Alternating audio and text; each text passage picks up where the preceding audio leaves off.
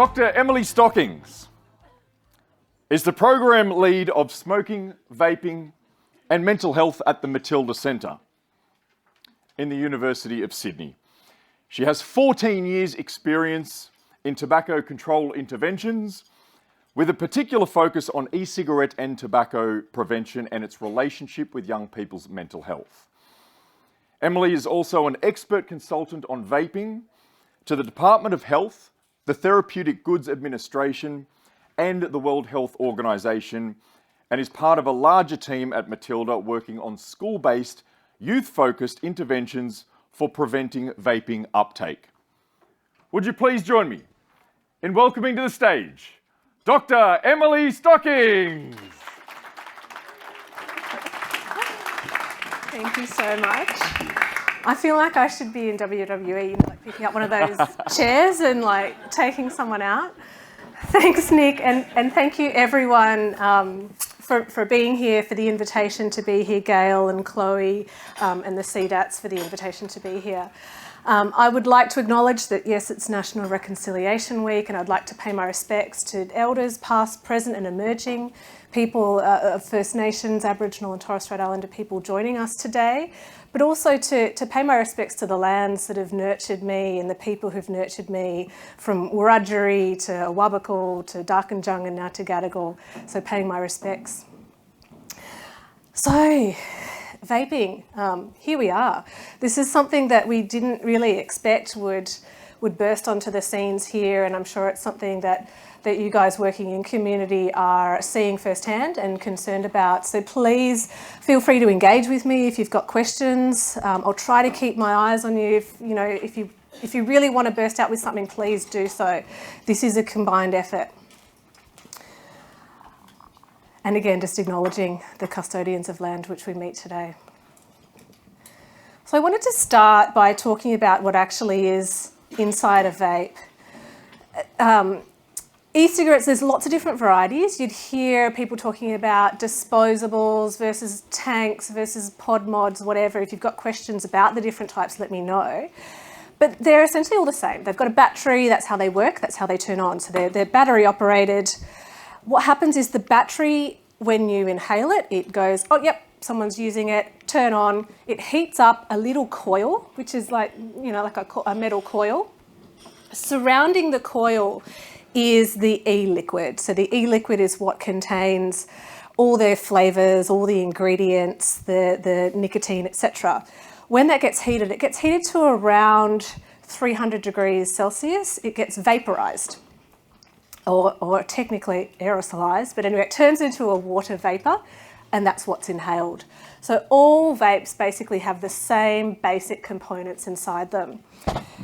The difference between the disposables is that you can't replace their e-liquid. Once it's done, you've used it all up, it's gone, and you chuck it. So that's what the politicians are talking about banning at the moment, these single-use disposable vapes. Others, which more kind of like involved vape users, will have a replaceable e-liquid component, so you can exchange them, you take them out, you can refill them. It's a different type of behaviour, but we can talk more about the different types and what they look like, but they all basically work in the same way. This is the packaging of a very popular brand, an I Get bar, and I wanted to talk about what's in the e-liquid and why we're concerned about it for health, for young people and anyone really. So just zooming in here, I was actually chatting to a friend of mine in the city who started vaping during lockdown. And I was like, what made you pick it up? Is it because you're a smoker and you wanted to quit smoking? And I was like, I just bought it home and wanted some berry crush. And I was like, okay. Everyone has their reasons. And he goes to me, it's great, there's only 4 ingredients and it's got vegetables in it. And I was like, oh, bless him. He's in his mid-30s. He's a banker, so he doesn't know anything. So what you'll see here on the back of a vape packet are the ingredients. So vegetable glycerin, propylene glycol, glycerol, flavour, and benzoic acid. So it sounds like there's not much in them, right? And they sound relatively inane, like vegetable glycerin, propylene glycol, they sound like whatever. What isn't shown here is the fact that the number of chemicals in, for example, the flavour alone is in the hundreds, and that's just the ones we know about. It's probably more like in the 2,000 to 3,000 of chemicals. Propylene glycol is approved for lots of uses in Australia and many countries. It's used in cosmetics. It attracts water, so it's used in things like moisturisers. It is not, however, approved to be inhaled, so that the molecules or the size of the particles that are in this ingredient are quite large. So one of the things we're concerned about is the depositing of these particles in the lungs. Because it attracts water, it dries out your mouth and throat. So when people talk about getting that like dryness, that's predominantly from propylene glycol sucking up all the water in your mouth and in your throat. And that's just how it operates. Glycerin, again, used in a lot of medicinal products, a lot of products that you can eat, but it has not been approved for use in anything that gets inhaled and deposited into the lungs. So these are quite large molecules, and yes, they can deposit there. We also know that e-liquids contain toluene, which is in paint thinner, it's in glue, it's in cement. Probably not something you want hanging about in your lungs. And then a whole list of other chemicals which are known to be carcinogenic and are known to harm our health. Some of them, like benzene, for example. Benzene is the biggest cause of cancer in the environment, so the environmental pollution, but also in cigarettes. And it is in the e-liquid. So it's not just the 4 ingredients. There's a whole heap of other chemicals in there that we know can damage our health. In addition to that, because the e-liquid is being heated, or there's a battery and there's metals in there that are being heated up, you get additional chemicals from that chemical process of heating, and also comes with that the risk of devices exploding or getting hot or burning you. Although they're getting a little bit better, they don't tend to do that anymore.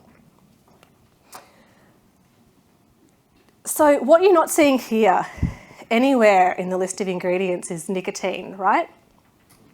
But there's one little hint that, and it doesn't say anywhere on this packaging that it has nicotine or that it has a concentration of nicotine.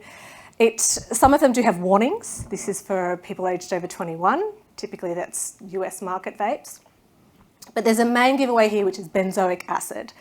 If benzoic acid is present, nicotine is present. The reason for this is because benzoic acid, or any acid, can be added to nicotine to make it more palatable. So if you're an ex-smoker or a current smoker and you know that feeling of if you've had too many, it was really heavy, it really burns, it gets to the point where you're like, I need a break. Adding benzoic acid to nicotine makes it softer, makes it smoother, you can have more nicotine for longer, and you don't get the throat burn. The reason, so which is great, right? The reason why nicotine isn't there is because of the current regulations. We can't sell nicotine vapes to people without a prescription.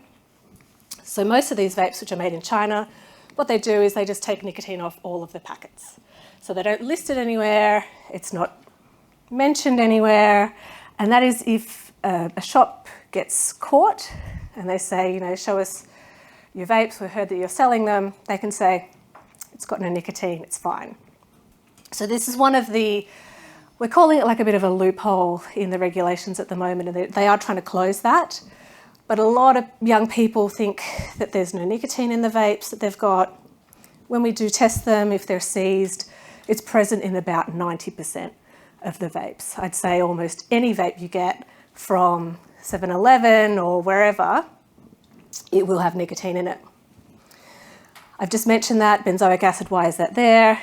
It's to make, it's called a nicotine salt, it just makes nicotine more palatable. We'll keep going. The thing that is concerning about this benzoic acid, and it was Juul, I don't know if you're aware of the company Juul, that was one of the main manufacturers of vapes in the US. They first discovered that they could add benzoic acid to the nicotine to make it smoother and softer, and they found that young novice users who didn't have experience with smoking and didn't have the kind of like they hadn't gotten used to that burning feeling, they could vape for a lot longer. So it was something they added on purpose to get young people using them and more frequently. I wish we could say, like a few years ago, it was sort of, we were watching in a very smug way, we're watching the US and watching the UK going, oh, those guys don't know what they're doing, vaping is out of control there, we're so good with tobacco control in this country, it's not going to happen here. It turned out it did, and it's currently happening here. Just so, I don't want to belabor this because we know in community that vaping is an issue, but around a third of young Australians have ever tried vapes. We don't have great data collection on this, it's all a little bit patchy, we're mixing school-based surveys with national surveys. You get a good sense from community, from the young people you work with, that it's very prevalent. In terms of current sort of like regular vaping, so vaping at least sort of once a week, around 16% of young people currently vape. And this is very comparable to what we're seeing in the US, New Zealand and the UK. So just the main point here being we are, unfortunately, no different in terms of the prevalence. We're pretty much on par with what's happening on an international scale in terms of the number of young people vaping. Yes, most of what they vape is nicotine, regardless of what's on the packet, regardless of their intentions. If they're vaping and they're vaping something that they got from their friends or from a convenience store, it will have nicotine in it. And we know, and we can talk about this, you know, when we're chatting, the access is so easy. If I wanted to, I could go on Snapchat, get a contact and say, can you please, I'm at the Mercure in Sydney, I want however many vapes of this kind of flavour, deliver them. They'd be here in less than 10 minutes. It is so easy, they're very, very cheap. So we're kind of up against it in terms of, we can try, but the supply is going to be there for at least in the next few years. We'll see how we go with the regulations. But if someone wants a vape, they can get one, and it will be pretty cheap. I just wanted to do a little side-by-side here with e-cigarettes and combustible cigarettes because it can help understand that question I get is, are they safer, are they worse? What are the risks, right? So if we just think about how they work, an e-cigarette is heating a liquid to 200 to 300 degrees Celsius inside this tiny little thing. It's pretty impressive that it can do that. A cigarette burns at 600 degrees. Think a campfire. So the main difference here is one is heating, the other is burning. The pure act of combustion, the pure act of burning in a tobacco cigarette will produce a lot of carcinogens. So the fact that e-cigarettes are not burning something means that inherently they will be less harmful, but we'll get to that. E-cigarettes heat an e-liquid, we talked about that. A cigarette burns tobacco. I should add that e-cigarettes are tobacco products. The nicotine that is in the e-liquid is derived from tobacco. So they are a tobacco product. So they should be considered together. Nicotine concentration for e-cigarettes can vary from 0 to 100 milligrams, even more. Because combustible cigarettes are tightly regulated in terms of the consumer market, the concentration of nicotine is relatively set. So you'd be seeing around 13 to 30 milligrams. And when you think about the actual behaviour of smoking, well, first of all, if you wanted a cigarette right now, you'd have to go out, get in the lift, go downstairs, light one, and there's a natural start and end to that process, right? You've got to light it, you smoke it, you wait till the end, and you can choose to have another one, but there's a natural end there when you butt it out. With vapes, they just keep going. Some of them are up to 5,000 to 7,000 puffs. You can use it anywhere. There is no kind of like natural stop-start to the behaviour. It can be very continuous. So thinking about behavioural responses, that's something to consider. An e-cigarette produces aerosols. A tobacco cigarette produces smoke. And this is just the pure difference between something heating versus something burning. The latest Australian evidence has found 360 chemicals. Many of them are known carcinogens. They tend to occur at slightly lower concentrations than in a combustible cigarette, but they are there. Compare that to combustible cigarettes, we know that there are more than 7,000. And major bad things like tar, carbon monoxide, toxic gases and solid particles that we know cause death. So neither of these things are good. If you're someone who has fresh, beautiful lungs that has only ever, breathed in organic country air or whatever, you don't want either of these. On the other hand, if you're a smoker, and I've worked with a lot of people who smoke a lot, and you're smoking up to 80, 100 cigarettes a day, and you're highly dependent, if you were to switch to an e-cigarette, undoubtedly that would be a better choice. So I don't want to peddle the fact that, we're all perfect and everyone should be completely drug-free, but if we're talking about young people, we don't want them to start. But for people who are struggling to quit regular cigarettes, they might be helpful. So that's where we've got to try and find that balance, and that's what the regulatory bodies are trying to do. Make them available for people who they could genuinely help, but try to reduce uptake in young people. I'm not an expert in other inhalant use, but I also just wanted to do a side-by-side here with chroming. Are people relatively familiar with chroming or inhalant use? Yep, so the use of deodorant, other household products that you can inhale to get a high. The reason I've put this side-by-side here is just theoretically, say tomorrow you can't get a vape anywhere, and you've got all these young people who are used to having them daily, or they want their high. The next thing that is otherwise very available via bricks and mortar stores, relatively cheap, can give you a short-term high, are products like these. So I just wanted to flag it as something on the horizon that if we do see a major change, for example, in the availability of vapes, we just need to be aware that we're armed and ready for some kind of replacement behaviour. May not happen. So when you vape, the inhaled vapour, the way it gets into your body is through your lungs, enters the blood, and then it rapidly goes to your brain. Nicotine is an incredibly effective drug.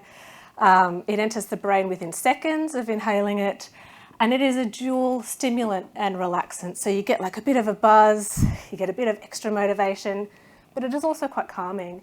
If anyone is a smoker or has been a smoker before, you will understand that it can be incredibly calming. The main harms from vaping are nicotine addiction, which we can talk about and how to identify, the damage occurring in the lungs, and also interactions with poor mental health. We're not quite sure why, but it could be because the nicotine is working on that same pathway that's involved with serotonin and dopamine delivery. It could be interrupting that and reducing mental health. With chroming, the inhaled vapours rapidly enter the blood and go to the brain, very similar mechanism. When it's in the brain, what happens is that it starts attacking the fatty tissue of the brain. So the harms are quite different. We're talking more about brain damage than any other damage to the body. It is a depressant and also a relaxant. So you will get a bit of a high, but it also is a central nervous system depressant, and so you will get some relaxant properties as well. The main harms from chroming, and I probably don't need to spell this out to you, you'd all know this, are brain damage because of the way it works, loss of consciousness, sudden death, which unfortunately we've seen in Australia, and lightheaded dizziness. So on the surface of it, they are relatively similar. You inhale them, you get a bit of a hit, but the harms to your body are quite different. The vapes are more working in the lungs, whereas with chroming and other inhalants, it's going to damage your brain. Yeah, I'll wait for the mic. Hi, my name's Anne Ryan and I am from CDAT in Broken Hill. The reason why I am here is because my daughter last year in February died from chroming, and I found her in her bed with an aerosol can. So please, can I urge you to, one, raise awareness, because it's happening. And if you don't know what chroming is, find out, because the majority of people who don't know about it, know about it. And the people who don't know about it should know about it.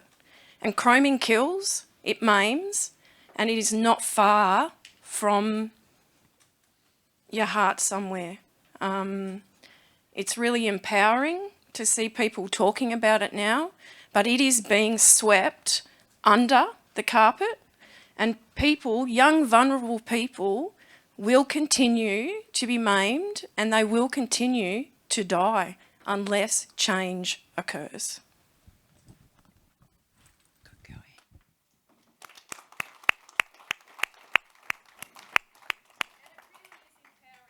Saying it for sympathy, I'm saying it to empower, because unless you are empowered and aware, we cannot bring about change. Yeah. Thank you, Anne. I'm aware of your story, and it is absolutely heartbreaking. And, you know, this is why we're here, to hear voices from the community, to bring awareness to the things that are killing young people. And it's so easy for things to get swept under the rug when another major drug is attracting a lot of attention. But if you think about it in terms of availability, you know, you can get deodorant from anywhere. It's in most people's houses today. There is the ability for a young person to die from these substances that are available. So it's more about being aware of that, empowering people to respond to that. And I thank you for your bravery in sharing this story, because it is absolutely heartbreaking. So yeah, thank you, Anne, for being here and for sharing that with us. Thank you, Anne. That was very brave. Thank you for sharing. I just had a question for you, Emily, in regards to the second-hand smoke from vaping. Is that potentially harmful? Yeah, good question. So the second-hand vape, second-hand smoke, basically what's in the vapour that is produced out of the e-cigarette is the same for someone who's inhaling it versus someone who's walking through it. So all of the chemicals that we're seeing that are being absorbed into the lungs are present in the vapour that you see, just at a lot lower concentrations. So if, for example, back in the day when you go to the pub and, you know, people were smoking and there'd be a haze across the top of the dance floor, people who were working in those settings at high concentrations were basically smoking the equivalent of sort of like 5 cigarettes a night. If you were always around someone who was vaping and you were always walking through vape clouds, you would have some risk. Yes, it is not completely risk-free. It's not water vapour. Mostly of what you can see is propylene glycol, which it will gradually sort of dissolve in the air, but walking through it will give you the same chemicals, just at a lot lower concentration, yeah, if that's helpful. I wanted to touch briefly on respiratory health, so what's happening in the lungs. Get a lot of questions about what's actually going on in there. So there's really good evidence that vaping increases general inflammation in the airways. So when you breathe in anything that is very dry, hydrophilic we call it, so it's sucking up all the moisture in your lungs, there's going to be inflammation. Your body's going, oh, I want these passages to be nice and moist so I can protect from injury. So the body goes into a sort of defensive mechanism and increases inflammation to get moisture back there. So the propylene glycol and the vegetable glycerin, which are two otherwise inane and benign approved substances, can increase cough, increase mucus secretions, increase chest tightness, and all of these things reduce lung function. So if you have a young kid who is particularly susceptible to asthma, this 100% will trigger their asthma, or it could increase, bring onset asthma to someone who doesn't otherwise have it. And this is purely because the body is trying to protect the lungs and keep them moist. For studies that have looked at this over time and tracked kids over time, it's a 30% increase in respiratory disease. Sorry, this is the adult data. So things like chronic bronchitis, COPD, asthma and emphysema. This is among non-smokers. And for adolescents, a twofold increase in these chronic bronchitic symptoms, so chronic cough, phlegm and bronchitis. So this is not imaginary, this is absolutely happening, and it's predominantly because the vapour is drying out the respiratory pathways, and the body is trying to counteract that. The other thing I haven't mentioned here is that the mouth can get very dry. If anyone has had a tooth replacement and had dry socket, it is not something you want. It increases all sorts of likelihood of having gum disease, mouth disease. So all of the negative effects you're seeing in the lungs are also occurring in the mouth in terms of oral health. The thing that I'm most interested in working in mental health is the impact on the brain. And this is something that has been downplayed a lot. Nicotine doesn't matter, you know, it's a fine drug. Unless you drink it, please don't drink it, it will poison you. But it doesn't otherwise have long-term harms on the body. You know, if you were to have a patch on every day, it's not going to give you cancer. What it does do is works really, really effectively in the brain. So nicotine works on the reward pathway. When you have chocolate, if you have a glass of wine, you're watching TV, you're relaxing at the end of the day, you get this beautiful, rewarding, nice, calming, happy response. That's your reward pathway, giving you good dopamine and serotonin, all the good mood modulating neurotransmitters. This is a neuron. Basically what I'm showing here at the top is the nicotine and the nicotine receptor. So our brains naturally have nicotine receptors that nicotine binds to. Once it's bound to that, you get a release of serotonin, release of dopamine, and you get this lovely, relaxant, warm, fuzzy, satisfied response. And your brain goes, I liked that. I'd like some more. Thank you very much. So what it actually does is upregulates, increases the number of nicotine receptors. Picture like birds in a nest. They're all suddenly going, yep, I want some, feed me, feed me. So to get that same response, you need a higher dose of nicotine because you've got more mouths to fill. And then suddenly if you are in a position where you can't get nicotine or you have a lower dose of nicotine, you've got all these empty mouths, all these birds wanting to be fed, right, and they're not being fed. So you feel, excuse the language, shit. You feel awful.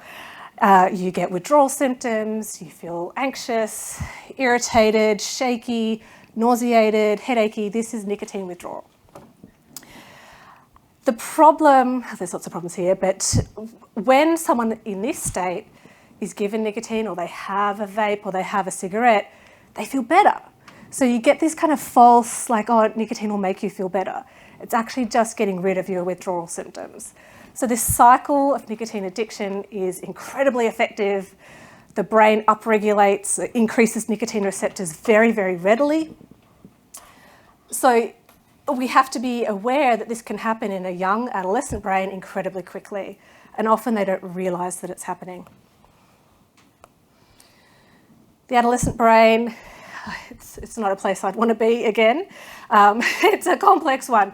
But what's happening at the time of adolescence is that the brain is still very plastic. There's still new connections that are being made. It's very susceptible, very vulnerable to change, which is good and bad. You know, you learn a new language, learning sports, they're so good at it because their brain is so plastic. When it comes to early nicotine exposure, it can increase susceptibility of addiction, you know, for the rest of your life. So essentially, early nicotine exposure can wire your brain to want that reward response all the time.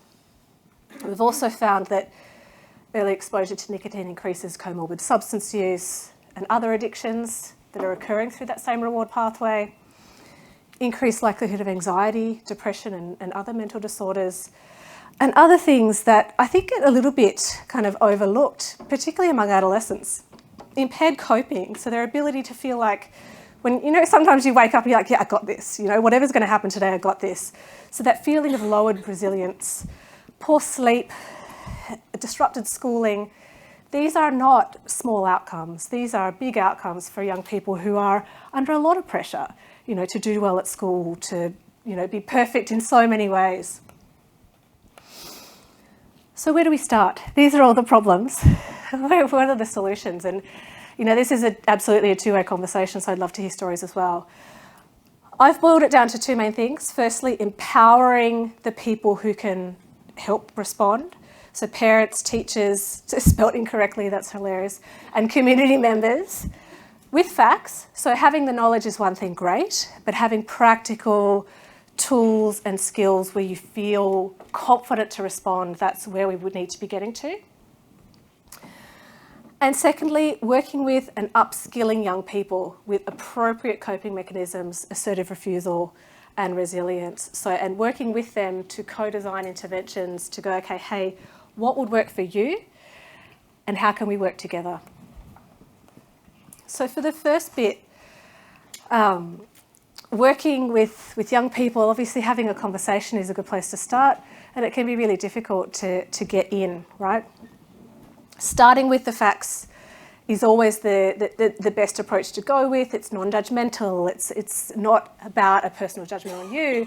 It's about this is what we know about the harms. So I'd direct you towards, and you're probably aware of it already, the Positive Choices e-cigarettes as a teacher and parent portal, just with really nice, straightforward information around this is what's in them, these are the harms, to give you that kind of toolkit and that basis for having a response. And Amelia is here from Positive Choices if you'd like to go and have a chat about the different resources available.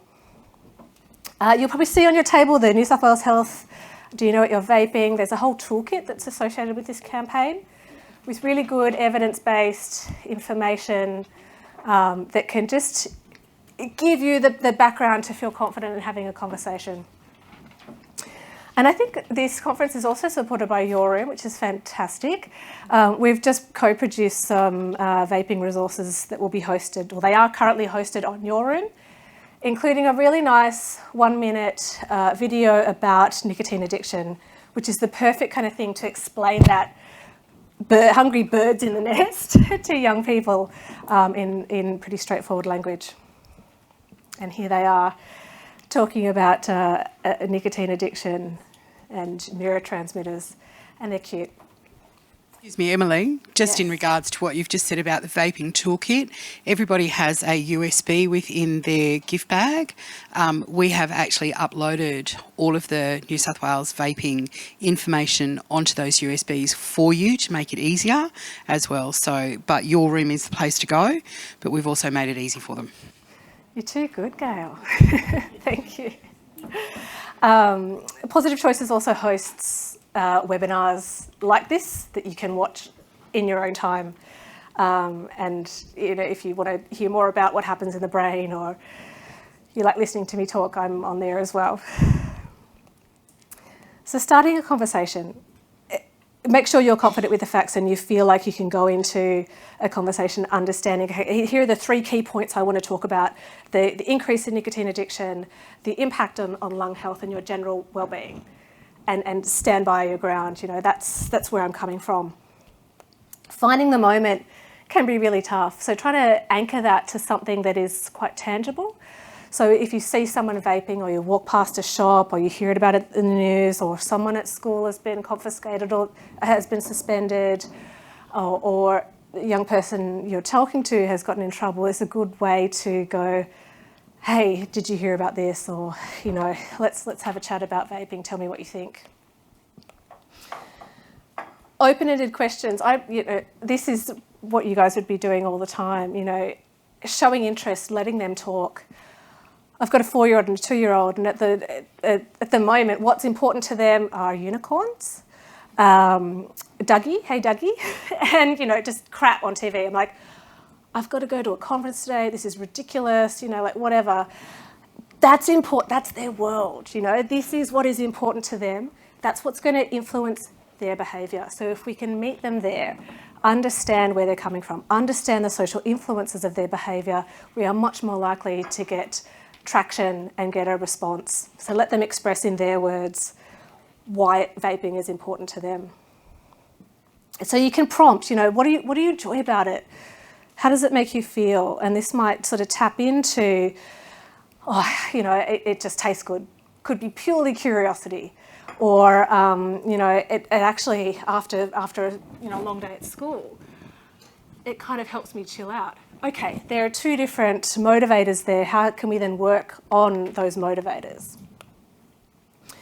If it's about anxiety, if it's about nervousness, if it's about low mood, obviously there's a coping mechanism that's happening behind there. So you can try to, what we want to ultimately do is give young people a healthier way of coping with these behaviours, so they are much more resilient and upskilled to deal with the world, which is sometimes not a very easy or nice place to be. So what do you wish was different? How can I help you feel this way? What would be the ideal way that you respond to this, and how can we get there? I've put a link in here, and I'm sure you've got the resources because Gail is so organised on your USB. So just some really nice pocket-ready statements for talking to sad, mad or worried kids. There's a whole list of them just to tap into their behaviours, and none of it is ever judgmental. Do you vape? Do you smoke? What else are you doing? It's just about, tell me how you're feeling. How can we improve this? How can we engage in better ways? Listening with patients is quite difficult, particularly for teens and for young people that their motivations might just seem ridiculous or they don't want to engage, but giving them the space and the time to reflect in their own words is critical, and I'm sure you all are aware of that and doing this day to day. Something that is quite helpful for parents is setting that boundary, a firm but gentle boundary of, I don't want you to vape because obviously I want you to develop to be the best person you possibly can be, and I'm concerned about nicotine addiction and what that means for you. That's your boundary, that's where you work towards. You've got a firm, clear, non-judgmental goal that you're working towards. It's not because I think it's bad or, the crummy kids do it. It's about, this is the expectation, this is the goal I've got for you. Let's work towards that. And then for someone who is struggling with nicotine addiction, what are some alternative strategies? How can you brainstorm to move away from that behaviour and develop more positive coping skills? What do you think could work for you? Ask them.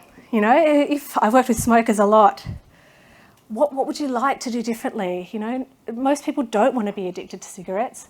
They are bloody expensive, they don't smell nice, but people are absolutely addicted and it's hard to quit.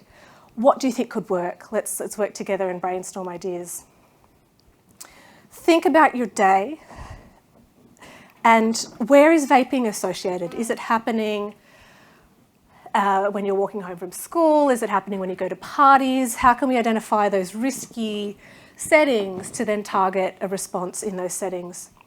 We've got some resources through Our Futures, and Risha is here from Our Futures and she can talk you through the different resources as well, with nice little kind of like action-oriented, if someone offers you a vape or any substance, have a response ready so you're ready to go, no thanks, I'm going to do this, or yep, I appreciate that's what you want to do, no judgment, but I'm going to do this. Having a response there and ready to go helps it make it easier for that assertive refusal. It's like you're at a wedding and someone comes around with some canapé and you're like, oh my God, what is that? I'm not eating that. And they, would you like one? Oh yeah, of course. You're sort of like, why did I do that? Having that kind of like reflex that's ready to go. And self-reflecting on vaping patterns, changing routines where it's associated and filling it with something else. So you're not taking away a behaviour, you're replacing a behaviour. And this is very similar to what we do with smoking cessation. Working with young people. A lot of people talk about co-design, co-production, peer-led. How can you kind of start that process? In schools, it's a lot easier. You've got young people sitting there. They can't escape, or they can. But they're kind of at your disposal. In community, it can be a little bit more difficult, sort of getting groups of people together. But I guess the main ethos is to privilege their voice. This is your space. All the responses are here for you. It's not about us directing you, it's about us helping you. So tap into thoughts with questions that are non-judgmental, not charged. What worries you about it? Identify opportunities for engaging in conversation, although myth-busting. People say, oh, it concerns me because they're worse than cigarettes, or like, I'm going to get cancer after one. It's an opportunity to get an understanding of where they are at with their knowledge level. Most young people, though, are pretty savvy. They know a lot. They've got access to a lot of information. What do you think about them? Again, this is not judgmental. It's not charged. It's not about vaping status or smoking status or any other drug use status. Just what do you think about them? and you can identify myths or gaps in knowledge or key drivers for use. What would you like to hear or see? What wouldn't work? Often what wouldn't work is a good way to get in. What would be a terrible way to try and get you to stop vaping? And we do a lot of focus groups with young people. You get all sorts of responses. You're like, wow, I didn't even think of that. Okay, we won't go there. And it's a good way to engage conversation. And what would you say if someone offered you a vape? Understand the social context and how it occurs to see how you can sort of intervene and offer different coping and mechanisms and responses. This is one of the little snippets from the Our Futures Vaping trial, which we're currently running. So Our Futures, Risha is here. We have a whole heap of different programs that are evidence-based. So at the Matilda Centre, what we do is we're all nerds, we're all researchers. We go and get research funding, we get ethics, we run a clinical trial, we allocate people to groups, we see if something works, and if it works, we hand it over to the Our Futures team and they roll it out. So this is the vaping trial. It's currently underway. And within that, this is part of the teacher toolkit, actual examples of what it means to be assertive. If you say to a young person, just be confident, come on, what does that mean? What do we do? So an explanation here is, assertive communication allows you to stand up for your personal choices in a calm but positive way, while also respecting the choices of others. Everyone is different. We all make different choices, right? So having an answer there, an example. No thanks, I don't feel like vaping. I know you're trying to have fun, but I'm not feeling it tonight. There is no, that person who's been able to stand up to their own goals. This is what they want to do. They don't want to vape. I'm not saying that your choice is bad. It's just that I'm not feeling it tonight. It's not for me. I'm not a vapor, but thanks. Again, then there's different kind of strategies for this. So being a broken record, dealing with that constant bugging. So this little example here, it's probably really small to read. Hopefully you zoom in on the handouts. A friend is saying, go on, have a vape, go on, just try it. What are you doing? Just try it. Giving the young person the authority to say, no, it's all good, thanks. No, thanks, I'm fine. And that's an okay way to respond. Be a broken record. Walking away, giving a clear identity. I'm not a vapor, or vaping's not something that I do. To get them to stand firm. And then again, that alternative, using an alternative is like, no thanks, I'm going to do this instead. Or, so they're not feeling left out or feeling like, one person is having some delicious like mango crush and you're having nothing. You can say, no thanks, I've got this instead. And it could be mints or, any other mints, as in like breast mints, not like a platter of meat. That's what you want. So, and we do this, if you want to. We do this a lot with smokers as well, so that there's something in your hand, there's something that gives you that feeling of palate cleansing, because a lot of people say, you get this very cooling, cleansing taste from the vape. How can you get that in another way? There's lots of different ways that you can get that to have that immediate response to kind of dampen the desire. Community responses. There's so many different things that could be done, and I'd love to hear from what people are also doing in community at the moment. But basically, step one is information provision, right? Sharing information, sharing some of these facts. So sporting events or weekend sports clubs or youth groups or PCYCs or skate parks are all avenues to provide this information. And some of the things that people have done, for example, the Prevention, Education and Research Unit, who were in Western Sydney Local Health District, have actually got young people who've been caught vaping or they're in detention for vaping to design posters that go around the schools that are about the health harms, but also establishing the school as a vape-free space. So engaging them in the response. And I think there was a monetary award for the best illustrated poster, a really nice way to get young people involved and to make the messaging come from them. And this is an example of the one of the winning entries. Anywhere that smoking is integrated into community activities, vaping should occur there as well. They are very closely linked behaviours. If someone is a smoker, they're highly likely to be a vapor, vice versa. If you've got existing community action or rules around smoking, see if you can adapt them for vaping or include vaping alongside them. We do that with all of our interventions. So if we talk about smoking and if we talk about vaping responses, there's also a smoking response in there as well.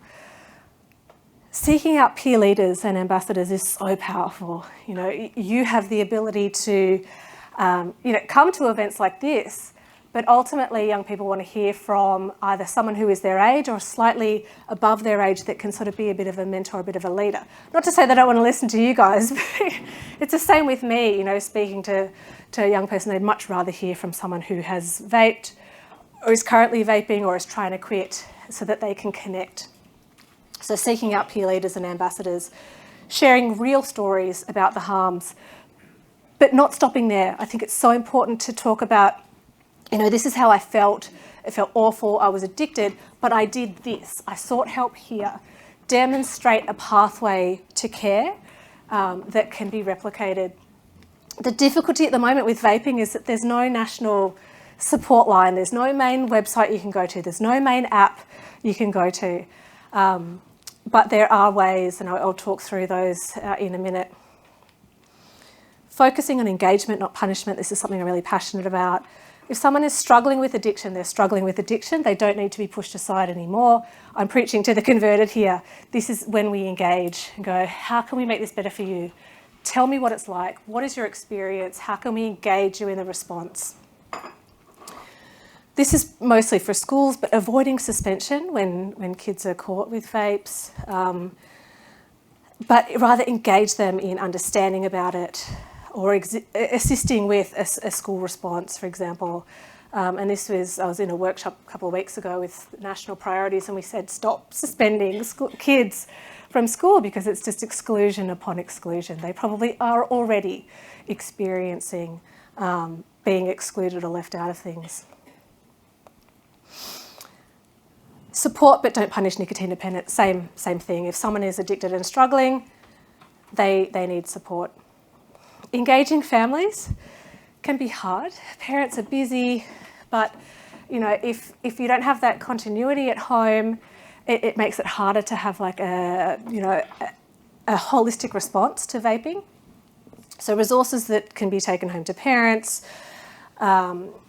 community responses that involve parents and teens, or ways to talk to your teen at home, or strategies to take home are really important.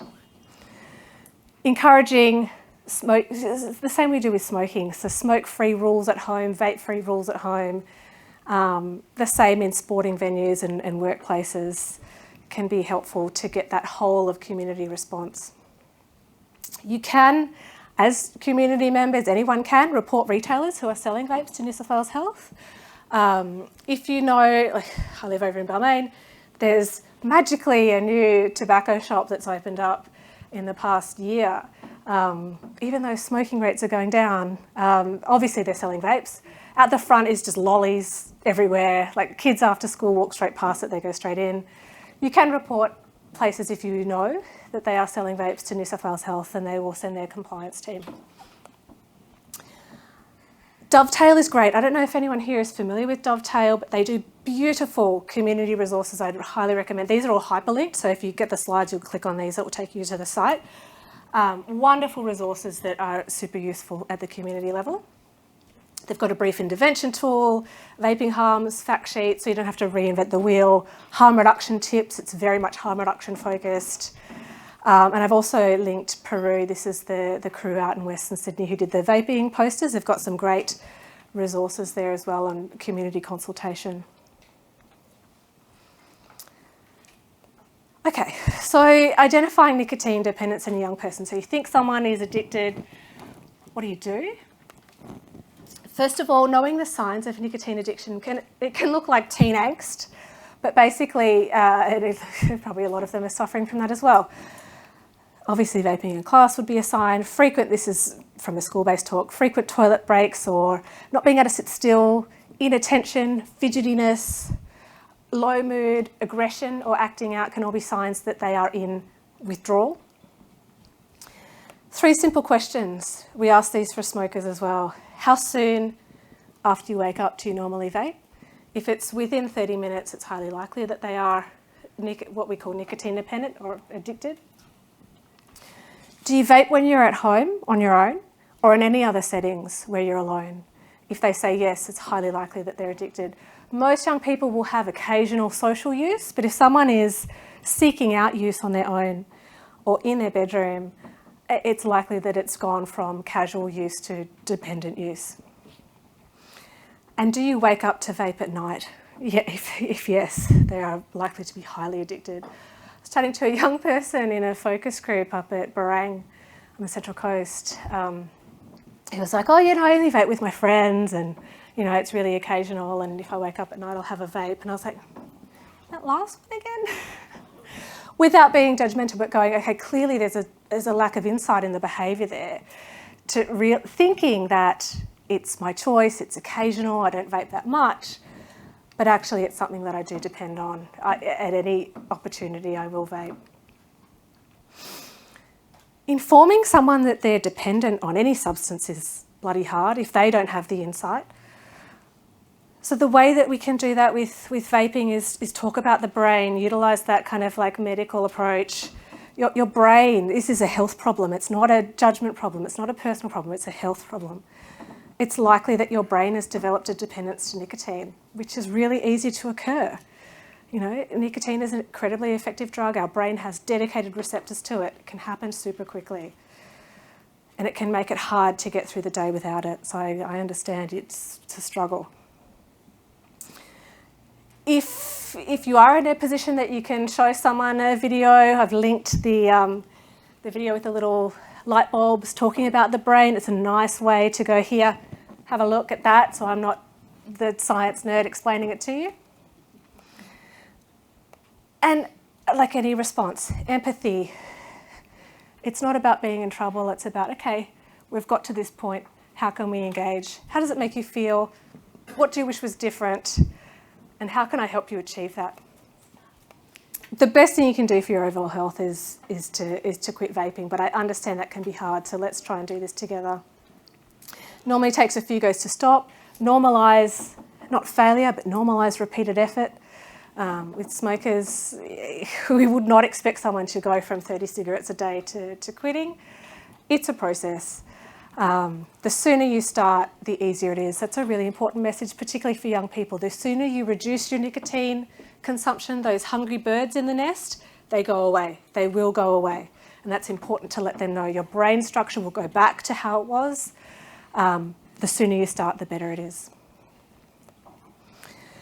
Okay, so trying nicotine replacement therapy. So most of you would be aware of nicotine patches, nicotine gum, quick mist, that kind of thing. In Australia, they are approved for use for people aged 12 plus.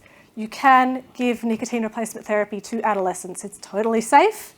It's recommended you chat to a GP first. But if someone is genuinely struggling to get through the day, put a nicotine patch on them. It will help. It's a slow dose of nicotine that just takes the edge off, and I can highly recommend it. We do this in inpatient psychiatry, where I worked for a little while. Double patch, just to take the edge off. It just takes that requirement for nicotine down. And absolutely, they can be used for adolescents. If you have an adolescent yourself, your child, or you're working with someone, try to engage a GP first, but it is otherwise incredibly safe.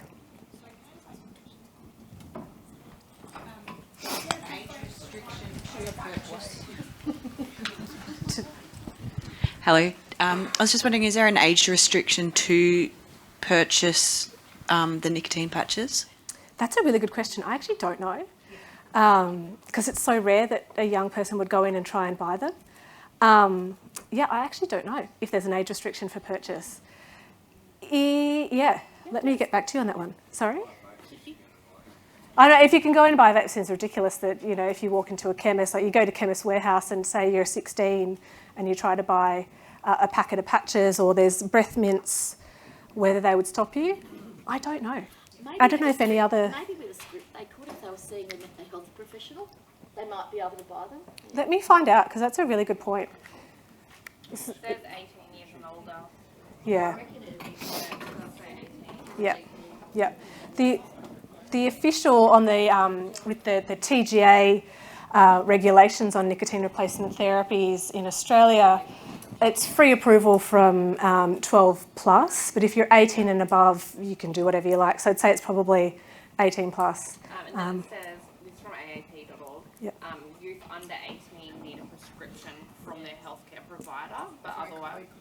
If we can capture that, because that'll be really worth capturing. Yeah, sure. Where's your Where's my microphone? Thank you. I was just saying that it does say that if you are under the age of 18, you do need to get a prescription from your doctor, but obviously if you're over the age of 18, you can just pop into a chemist and buy it over the counter. Yep. Yeah. Yeah. If you can get your parents to buy it or people, other adults to buy it. They're also more affordable if you get your script. Yes, that's the other good point.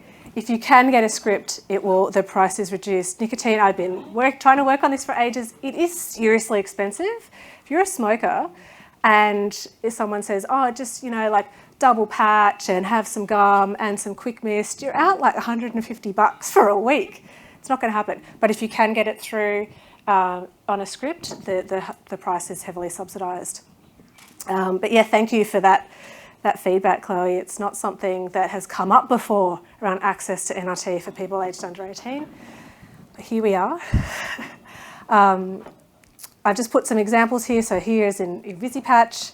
All of this stuff is readily available via Chemist Warehouse. You can buy it in bulk, you can buy it online.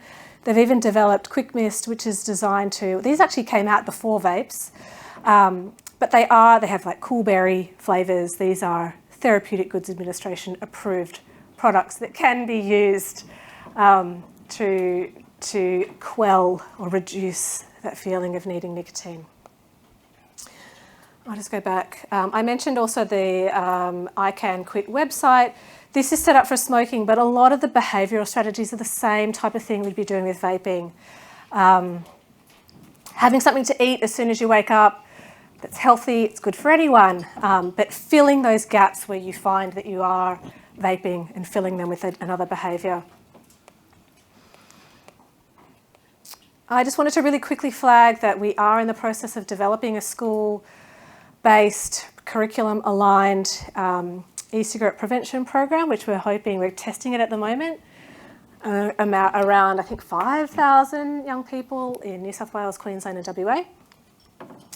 That's using all of these strategies that we talked about, so empowerment, resilience, assertive refusal, co-designed by young people.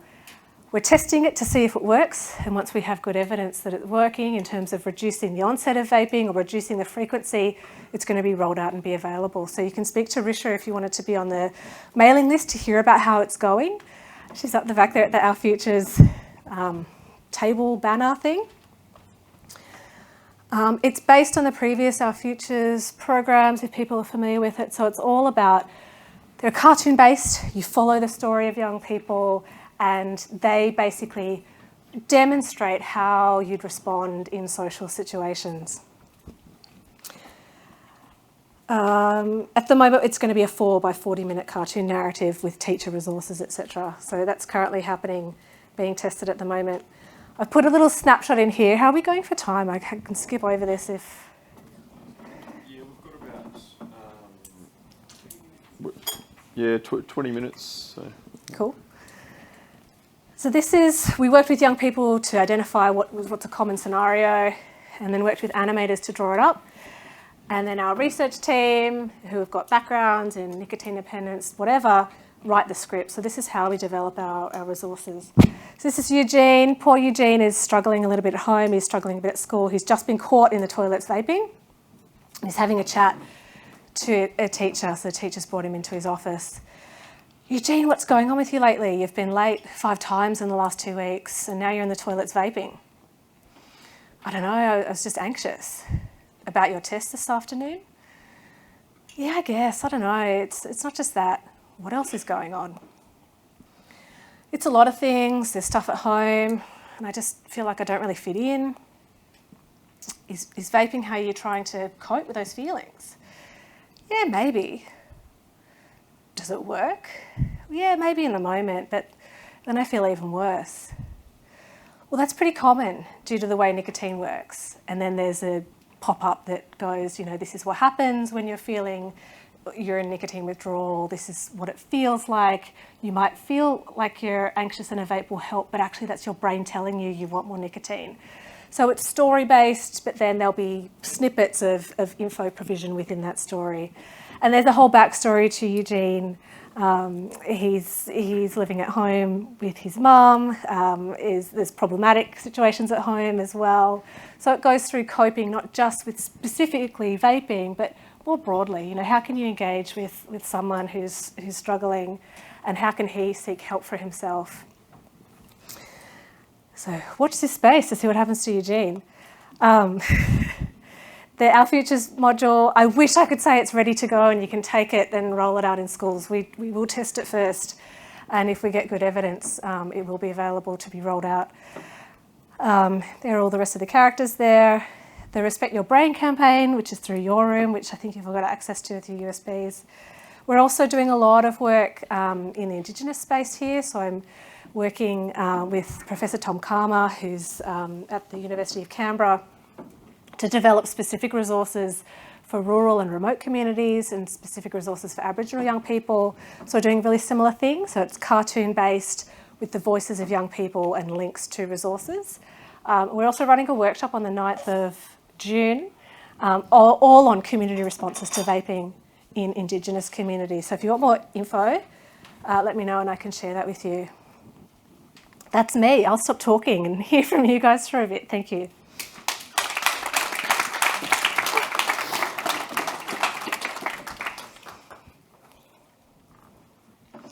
Time for any questions, if anyone would like. Just remember, if you could please have the microphone in your hand.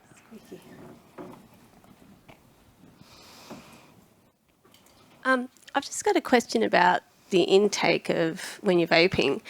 Is it like harm in regards to harm reduction? Is it better to be vaping through a glass vaping thing, or would you be intaking plastics, say like heated up plastics? Is that an issue? Yeah. So this is a really good question. So when you're vaping, obviously the e-liquid and everything is cased within a plastic device, right? When it's heated, yes, chemicals from the device leach into the e-liquid. Also chemicals from the battery and from the metal coil. So things like lead, arsenic have been found to leach into it. So yes, the device does have an impact on their chemicals. In terms of the disposable vapes, they'll all be plastic. But for some people who are using the more like intense, you've got to buy different parts and stuff, there will be glass ones, but predominantly people will be vaping plastic, yeah. And components of that will enter in. Probably at quite small concentrations, but they will be there, yeah. Hi, thank you for your presentation. I just wanted to ask, I recently saw on my Instagram, there's this thing called Pure Diffusers. So what it is, it's like a vape, but what they're selling is they're saying it's natural energy, sleep, calm, vitamin diffuser. So they're saying, why take your vitamins? You can inhale your B12, your vitamin C and all of that. Do you know much about that? Because if we're going to talk to young kids and they kind of say, well, what about these ones? What kind of response could we give them? Yeah, so these vitamin diffusers are kind of taking the wellness trend and trying to infiltrate the vaping. So I wish that my colleague who is a chemist was here, because she would just laugh. They're absolutely, they will not work. 100% they will not work. A lot of the molecules, some of them are like vape collagen. Collagen molecules are monstrous. They won't even get out of the vape. So if there are claims that you can, vape B12 or vape these other kind of wellness things, it's highly likely that all of those nutrients and vitamins will stay in the device and never even physically make it out of the device because they're too large to get out. So there is no benefit at all to using a diffuser over just taking a supplement, for example, and it's probably a lot worse because you're breathing in all the other stuff as well. You're much better off just taking a pill, taking a vitamin. Yep. Can I ask, I've been told that you can get very easily addicted to vapes in a very short time frame because of the high concentration levels, as quickly as 3 to 6 weeks. Is that accurate? Is that something that's truthful? Yes, definitely. Yep. Within 3 to 6 weeks, absolutely, you can be addicted. Some people will say within 3 days of continuous use, you'll develop some dependency, so it's incredibly quick. The thing that's scary about vapes is the delivery of nicotine is at such high doses, and that the formulation of nicotine makes it very palatable. You don't get that throat burn. It's very easy to get large doses in a short period of time without stopping. So yes, within 3 to 6 weeks, definitely, sometimes within 3 days, yeah. Yeah, it's scary. And plus they're delicious, that's the other thing. A lot of people say like, oh, it's cool berry, it's mint, it's banana like it's tasty. So that's another thing that can increase use, particularly if someone is trying to avoid snacking behaviours as well. Yeah, hi. What I'd like to know is where do we stand on the regulatory side of it? In other words, if 90% are showing that they've got nicotine in, why isn't the government bringing in a ban to stop them being sold in the first place? Yeah, such a good question. So at the moment, technically, you can only sell vapes to people who are above age 18 and over. You can only sell nicotine vapes if you have a specific licence, so tobacco retailers will be able to, and you can only sell them to people who have a prescription. None of that is working, partly because the imports coming in are taking nicotine off the label. Non-nicotine vapes can technically be used by anybody so long as they're aged over 18. So if I wanted to go and purchase a nicotine-free vape from a tobacconist without a prescription, that's perfectly legal. So because we've got this like half-half regulatory framework, it makes it very easy for black market to enter there. And then what has happened is that the market has taken off so quickly that there is just sheer volume that compliance can't keep up with. So at the border, at the moment, any vapes coming in will basically make it straight through border control.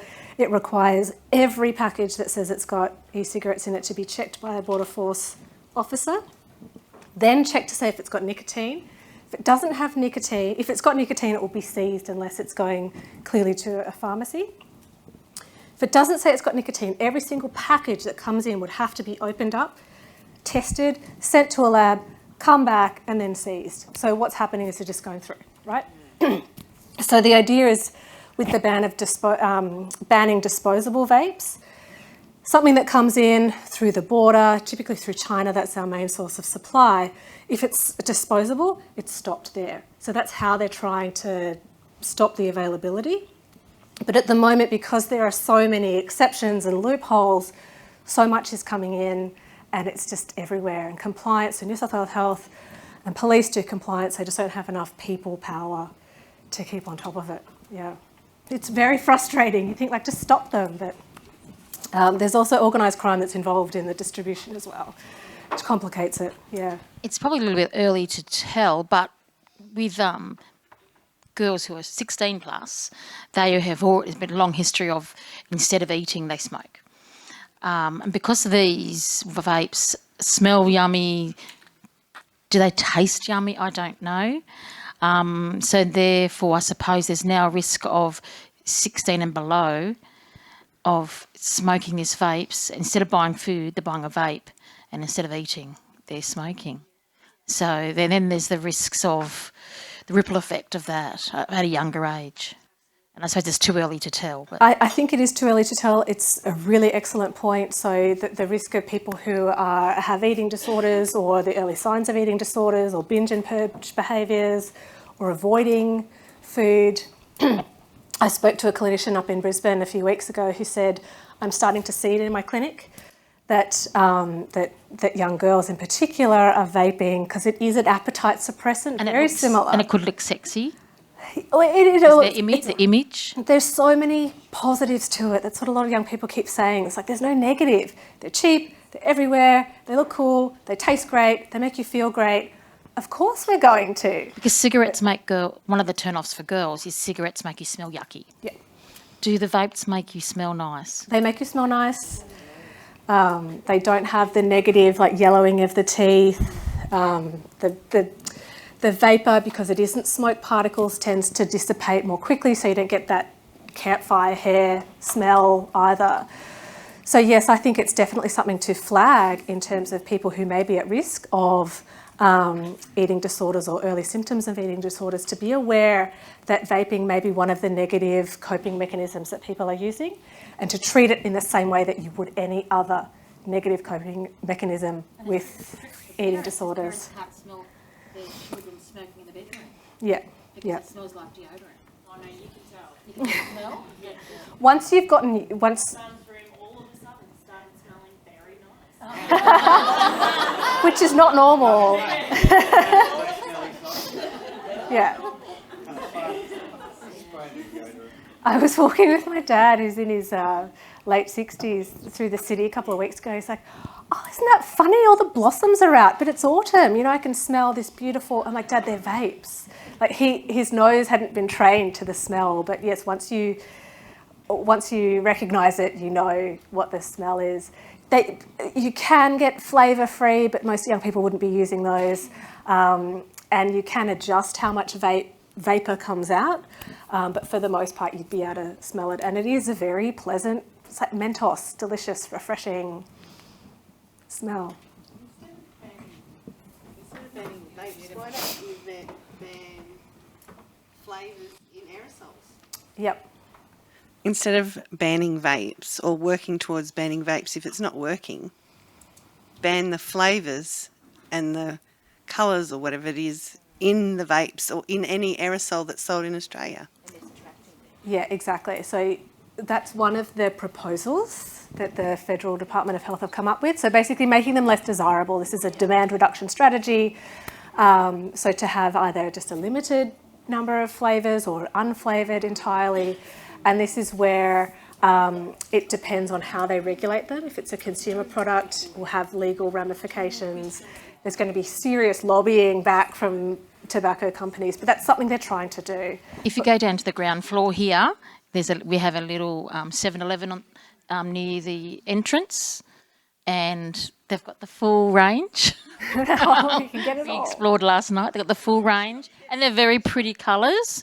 And the gentleman down there was telling bubblegum, pineapple, mango, and they're all bright colours, and it just looks like lollies. Yeah, it's very purposefully marketed to young people to be desirable, and they are owned predominantly by tobacco companies. This is what they're doing. So yes, that's one of the responses, is to try to reduce the flavours and have plain packaging, but this is something that's going to take years and years, unfortunately. But yeah, it's a great point.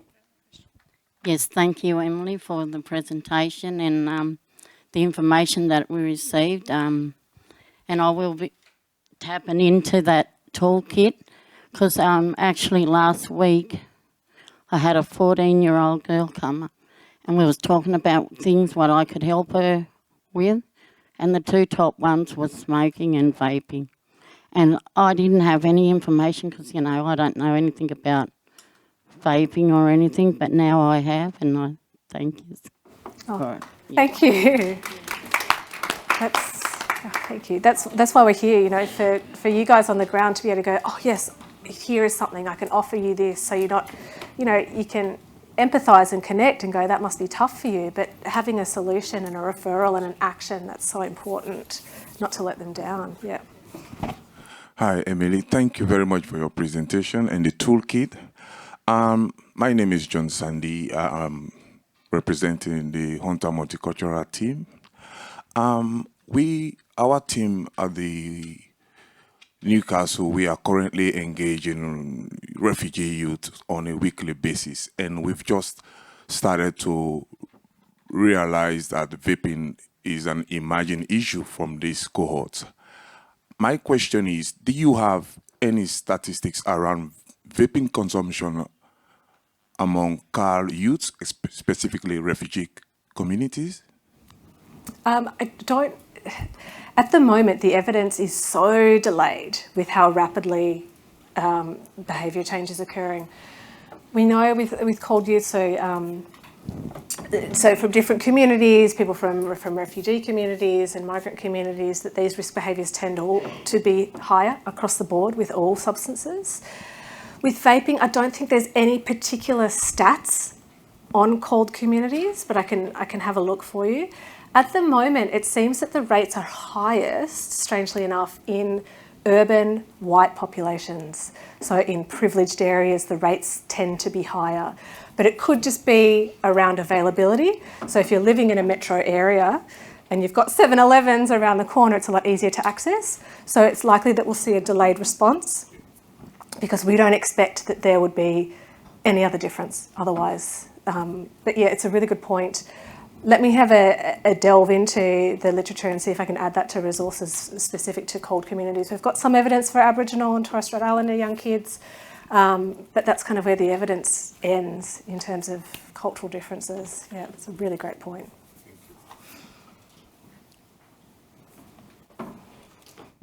Are you finding that there's lots of comorbidities with vaping and mental health conditions taking up vaping?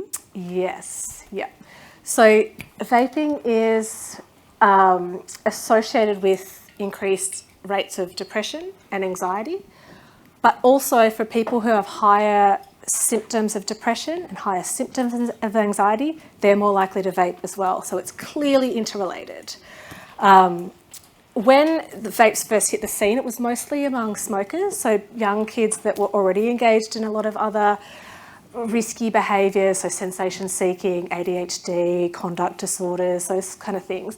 But increasingly, as it becomes more widespread, we're seeing young kids that don't have any of these other risk factors that are taking it up, but there absolutely is a strong link between lower mental health, lower school engagement, other use of substances, peers who use other substances, and parents who smoke. So they're all key risk factors. So it's something to, I guess, keep in mind when you're thinking about your community response and engaging with people, that you're going to see higher rates of vaping in kids who have these other risky or,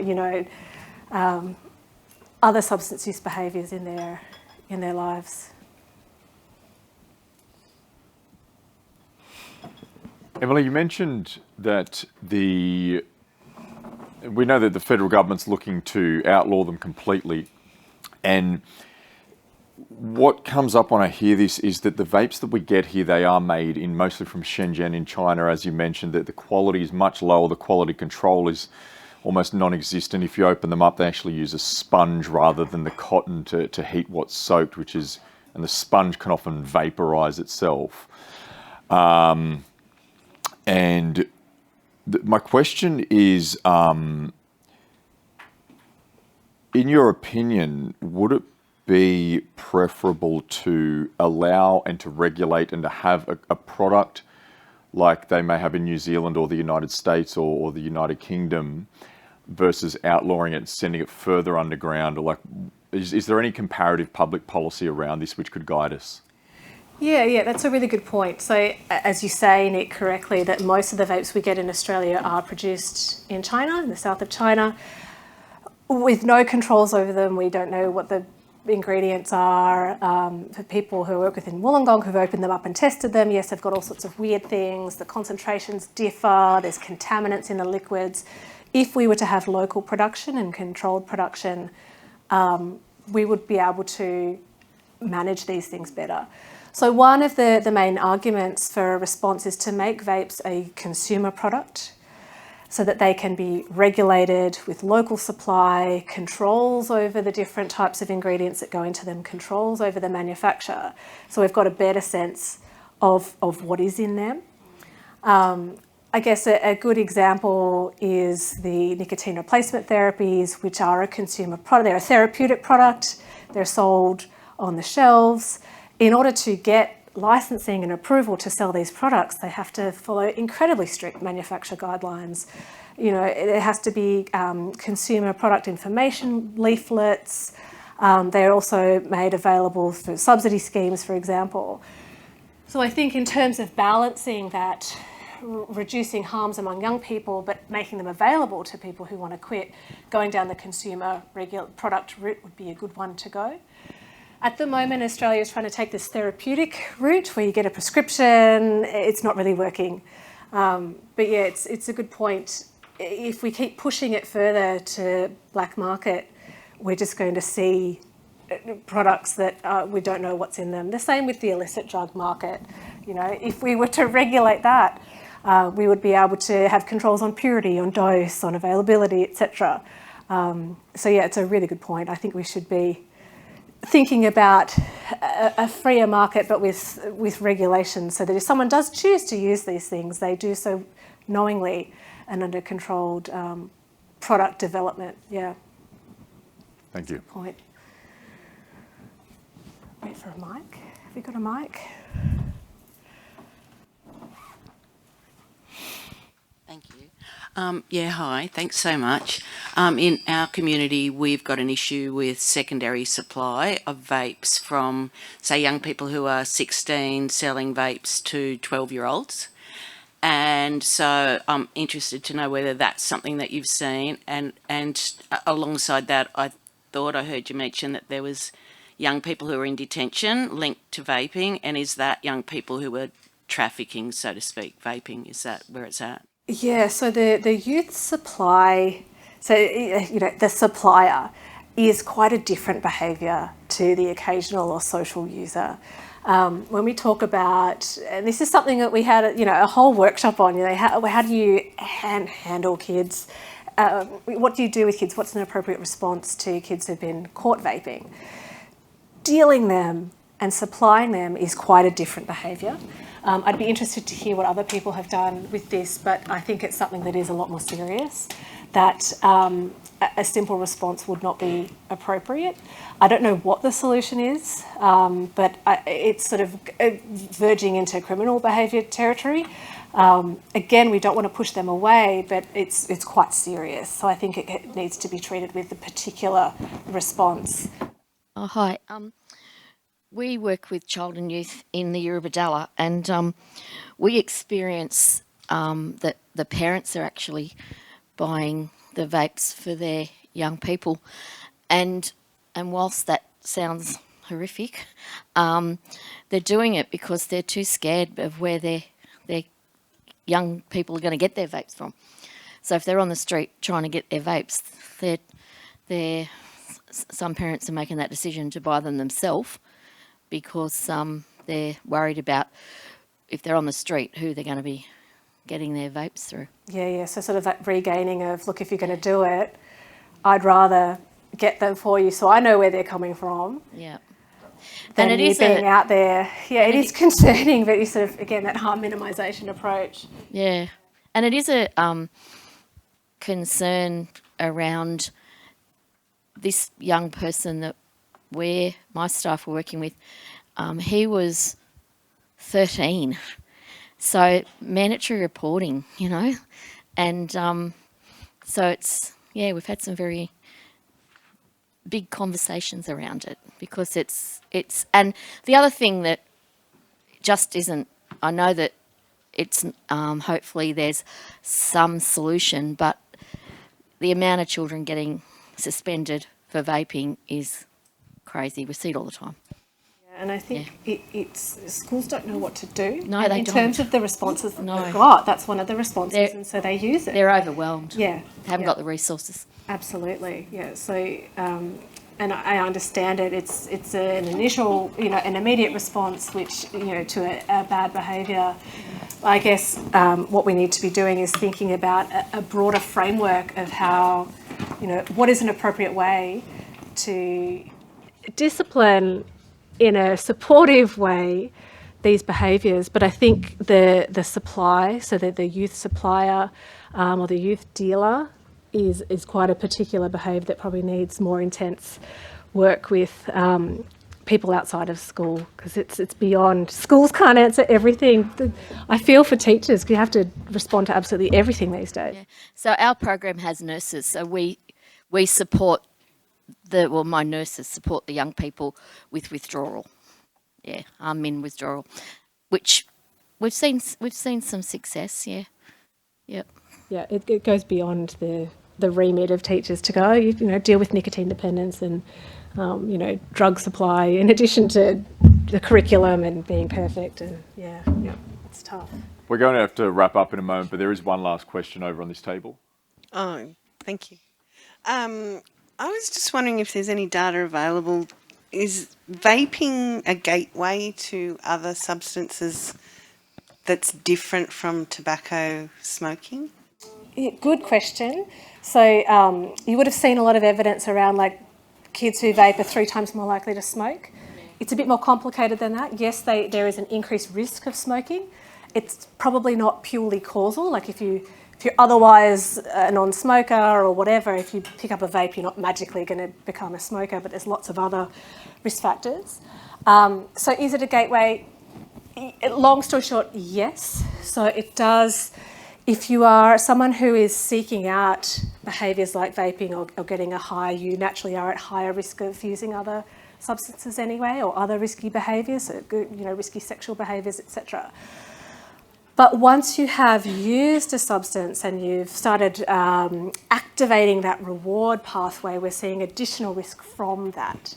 So one of the main ones, particularly is good evidence from America, is increased risk of cannabis use from vaping. There's a really clear link between young novice users, so non-smokers, non-cannabis users, starting vaping and then going on to cannabis. What the mechanism is unclear, but yes, it is absolutely linked to other substances. The gateway hypothesis, like some people argue for it, against it, regardless, absolutely there's increased risk of other substances. Yeah.